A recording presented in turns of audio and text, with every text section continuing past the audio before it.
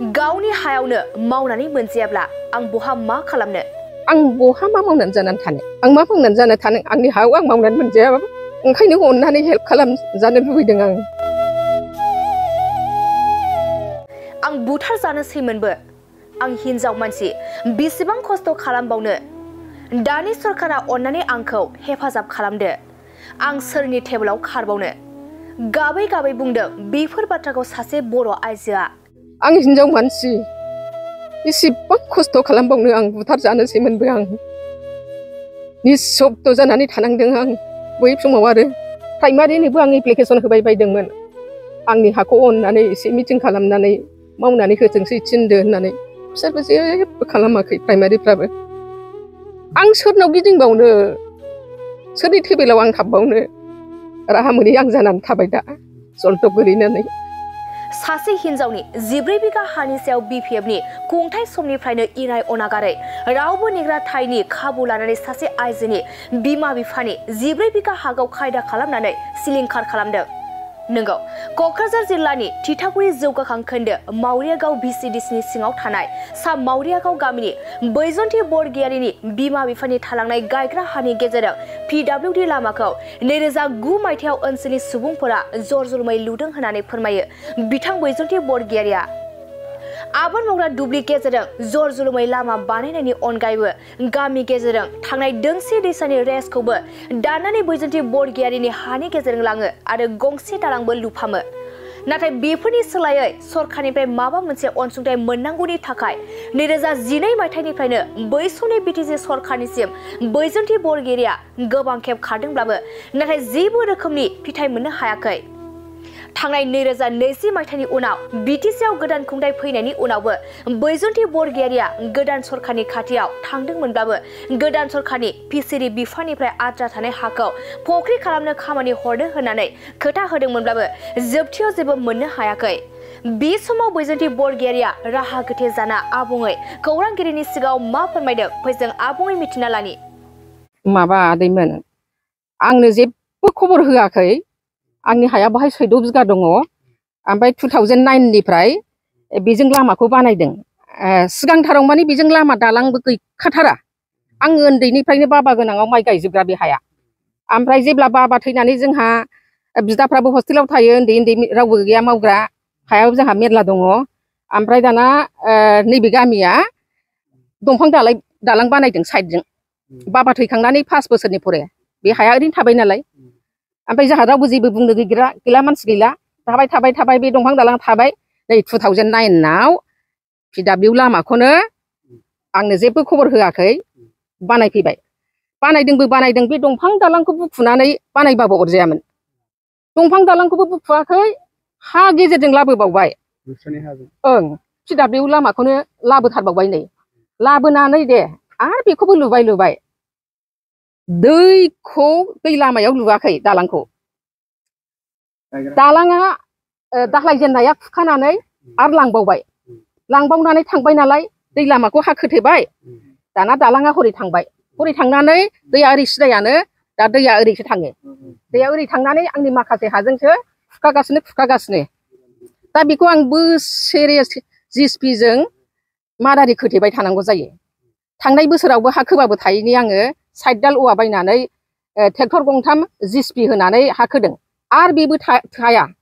आरो आं दाख्लै ट्रेक्टर गंब्रै हा अन्थाइ बायनानै आरो बल्दार जाबावलायबाय ओमफ्राय मा जादों आङो बिसिनि थाबायनाया जेबो जाथाराखै नालाय 2012 आव आङो पिडब्लिउआव खारलाबायबाय आं हारसिङैनो जेबो खामानि मावनानै होआखै हाया लेथें फिथें आरो हाखौबो जावखांनानै लामायाव खोफैजोबदों 2012 आव आङो पिडब्लिउआव एप्लिकेसन हैजेनबा दे नोंनो स्किम हरनोसै होननानै 11 लाखनि स्किम हरबाय दाना बेखौ स्किम थाबायै गिदिङै बे समाव ओइ शिब सार दं माबाया सारा बे महिलारि सारा माबाया हाग्रामा महिलारि सारा बे दङ बे गोनाङाव बे सारा दे जागोन होननानै स्किमखौ सिगाङाव मोनसे ओरैनो सहि होनानै हरबाय गैया ओरैनो सहि होनानै माबाखौथ' होआखै राइटखौथ' होआखै ओरैनोल' सहि होनानै हरलायबाय थगायनाय बायदि ओमफ्राय दाना बेखौनो गिदिंबाय थाबाय नै गावहा इलेक्सन जाबाय थांबाय आरो नै गोदानसो फैलायबाय गोदान फैनानै ना गोदान सरखाराव आङो आरो साथाम सेक्रेटारि लोगो मोनबाय अनिल देउरि सार बेजों जयेन्ट सार जाबाय जयेन्ट मिटिं जाबाय थांलायबाय सुबलक्ष्मि फैलायबाय सेक्रेटारि बियो गाव सासे ड्राइभार लानानैनो नायफैथारदों आंनि हाखौ आरो बेबो ट्रेन्सफार थांलायबाय नरेन सार फैलायबाय दाना नरेन सार फैनायनि सिगां उइलबान सारा आं एप्लिकेसन फाइल गिदिंबा फैबाय नायफैनानै गावो होनबाय हायाथ' गैखाला नालाय जेबो हा थांजोब्बाय होननानै रिपर्टखौ लिरनाय लेखानो दंजोबखायो ओमफ्राय सेक्रेटारि खोन्थाहैबाय उइलबान सारा नरेन सारनो दाना नरेन सारा जयेन्ट सार्भे खालामलायबाय जयेन्ट मिटिं खालामलायबाय खैबार जयेन्ट सार्भे खैबार जयेन्ट मिटिं सेक्रेटारि साफ्रामबो आंखौ गिदिंहोबाय थाबाय दाना नरेन सारा गावनो नायफैबाय गावनो नायफैनानै नुजोब्बाय लेथें फिथेंखौ दे आं मावनोसै होनबाय आं मावनोसै होननानै जेब्ला मावनो नागिरो सारा नोंनि हाखौथ' माइबो गायजाला जेबो गायजाला बेखौ फुख्रि खालामदो आरो ओरै दैखौ प्रटेक्सन हरनोसै हरैबो जाम्फैजों खुरखाजोब्बाय बेखौ सयलाव हरनोसै होनबाय दाना जेब्ला सारा फिसारिनो हरबाय फिसारिनो मोनसे स्किम हरजेनबाय आरो जेनेबा बे हाथ' जेबो जाला नालाय दाना नरेन सार गोनाङाव फिसारिनिफ्राय बहाय सार्भे खालामफैबाय आंनि हायाव सार्भे खालामनानै स्किम बानायनानै होजोब्बाय जाजोब्बाय जेबो मावनांगौ गैला गाबोन समफोरनो सेलेक्ट जाखाजोब्बाय आरो दाना नरेन सारा मा जाखो गैला सेक्रेटारिया गैला आरो बिटिसिनिफ्राय बहा हरजाखो सारा दा बे गैयिनिफ्राय जलदबां आं बेसे गिदिंबावनो अननानै ओंखायनो आङो प्रमद सारनाव खावलायो आंनि हाया थांजोब्बाय अननानै एसे आंखौ हेल्प खालामनानै आंनि मोन्थायखौ मोननो हरबा एसे मोजां जागौ नामा दिनैसिम 14 बोसोर 15 बोसोर जाबाय आं जेबो खेथि मावनो मोनाखै हायाव ओमफ्राय नै सेसजोबखा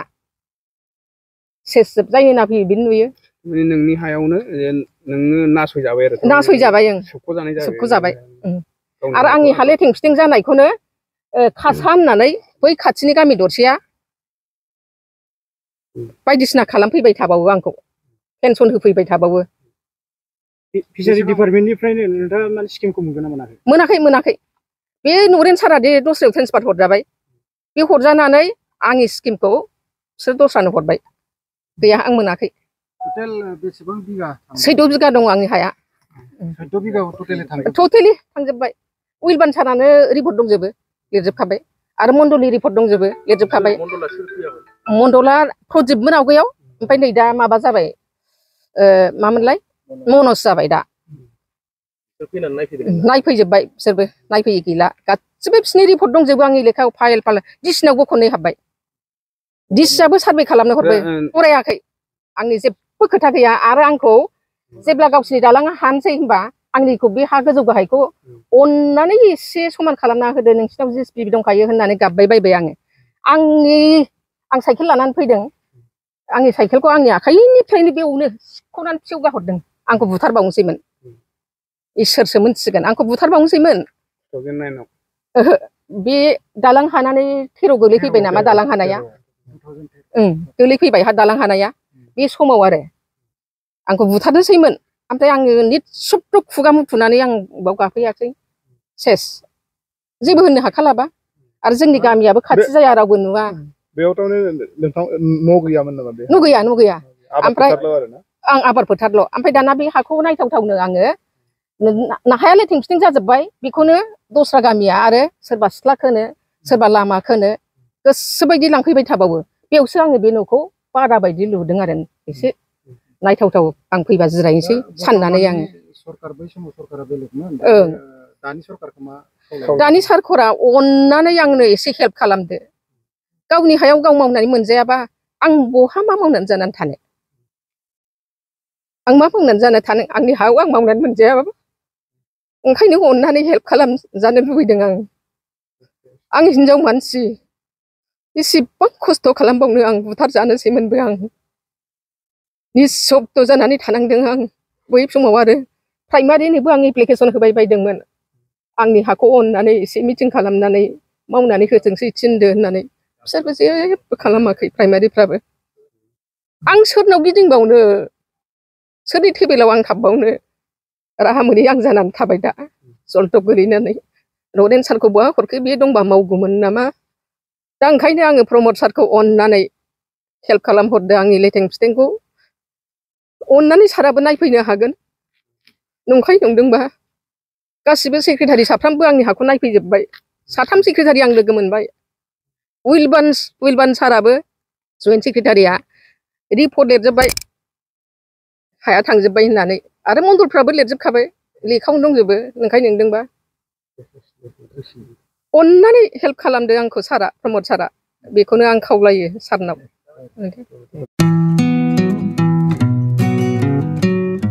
मोनसे फोसावथाय नोंथांमोननि थाखाय मोनसे गोजोनथाव खौरां लानानै फैदों चिरां जिल्लानि सिङाव थानाय काजलगावनि सिफुं हटेलखौ गुवाहाटी नोगोरनि साखाथियाव थानाय सानसारियाव गोदानै मोनसे सिफुं हटेल ब्रान्च खुलिनाया नोंथांमोननि थाखाय गोजोनथाव खौरां लानानै फैदों